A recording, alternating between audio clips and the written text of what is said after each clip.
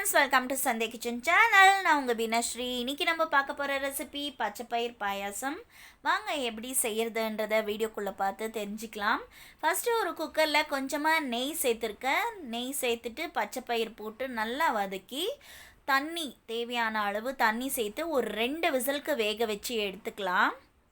பச்சைப்பயிர் பார்த்தீங்கன்னா நான் நைட்டே வாஷ் பண்ணி ஒரு சல்லடையில் போட்டு க்ளோஸ் பண்ணி வச்சுருந்தேன். எதுக்குன்னு பார்த்தீங்கன்னா தண்ணி இல்லாமல் நம்ம நெய்யில் வதக்கிறப்போ டேஸ்ட் வந்து நல்லாயிருக்கும். அப்போவே நீங்கள் வாஷ் பண்ணி பச்சைப்பயிர் அந்த தண்ணியோட நெய்யில் சேர்த்து வதக்கிறப்போ அந்த அளவுக்கு வாட்டமாக இருக்காது. அதனால் இன்னொரு பக்கம் தேங்காய் வந்து பால் எடுத்துக்கலாம்.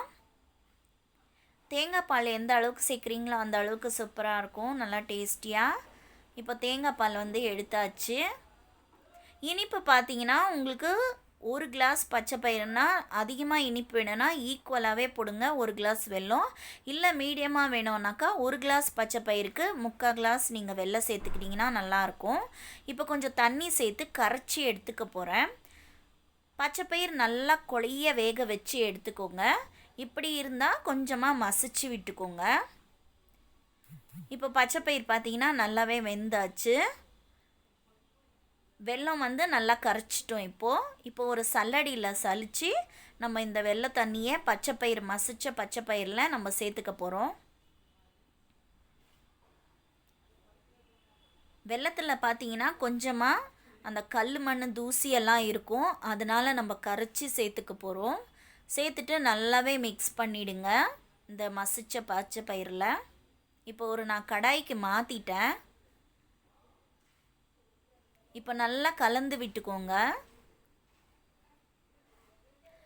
ஈஸியாக செஞ்சிடலாம் நம்ம இந்த பாயாசத்தை. அதிகமாக டைமும் எடுக்காது, டேஸ்ட்டும் நல்லாயிருக்கும். இப்போ நம்ம தேங்காய் பால் கரைச்சி வச்சுருந்தோம் இல்லைங்களா, இந்த தேங்காய் பாலை வந்து ஆட் பண்ணிடலாம். நல்லா திக்கான தேங்காய் பால் நல்லா மிக்ஸ் பண்ணி விட்டுக்கோங்க. இப்போது நீங்கள் இது எந்த அளவுக்கு கன்சிஸ்டன்சி பார்த்துக்கோங்க. ரொம்ப தண்ணியாக இல்லாமல் மீடியமாக பாயாசம் மாதிரி இருக்கட்டும். இது கொஞ்சம் ஆறுனதுக்கப்புறமா கொஞ்சம் கெட்டியாகும், அதனால் கொஞ்சம் தண்ணியாகவே நீங்கள் செய்யுங்க. இப்போ பாருங்கள், எல்லாமே நல்லா மிக்ஸ் பண்ணிவிட்டு ஒரு 2 கொதிக்கு நம்ம கொதிக்க வச்சுக்கலாம்.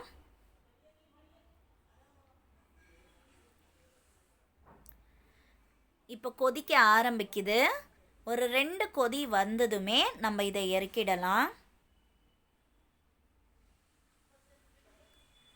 இப்போ ஒரு கடாயில் நெய் சேர்த்துக்கிறேன். நெய் சேர்த்துட்டு தேங்காவை வந்து குட்டி குட்டியாக கட் பண்ணி வச்சுருக்கேன். ஃபஸ்ட்டு ஏலக்காய் போட்டுக்கிறேன். இப்போது அந்த குட்டி குட்டியாக கட் பண்ண தேங்காவை சேர்த்துக்கிறேன். வாயில் தட்டுப்படுறப்போ ரொம்ப டேஸ்ட்டாக இருக்கும். அதுக்கப்புறமா முந்திரி சேர்த்துருக்கேன், பாதாம், ட்ரை ஃப்ரூட்ஸ் உங்களுக்கு எது பிடிக்குமோ அதெல்லாமே ஆட் பண்ணிக்கலாம். திராட்சை சேர்த்துருக்கேன். சேர்த்துட்டு நல்லாவே வதக்கிக்கலாம். இது கூடவே ஒரு 2 லவங்கம் சேர்த்துக்கோங்க. லவங்கோட ஃப்ளேவர் கூட ரொம்ப நல்லாயிருக்கும் ஸ்வீட்டில்.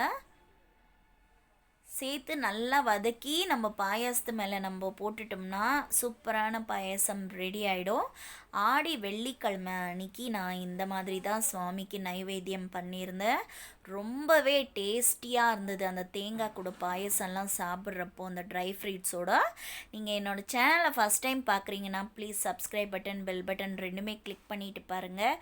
இவ்வளோ நேரம் டைம் கொடுத்து பார்த்தவங்க எல்லாருக்குமே தேங்க்ஸ் ஃபார் வாட்சிங்.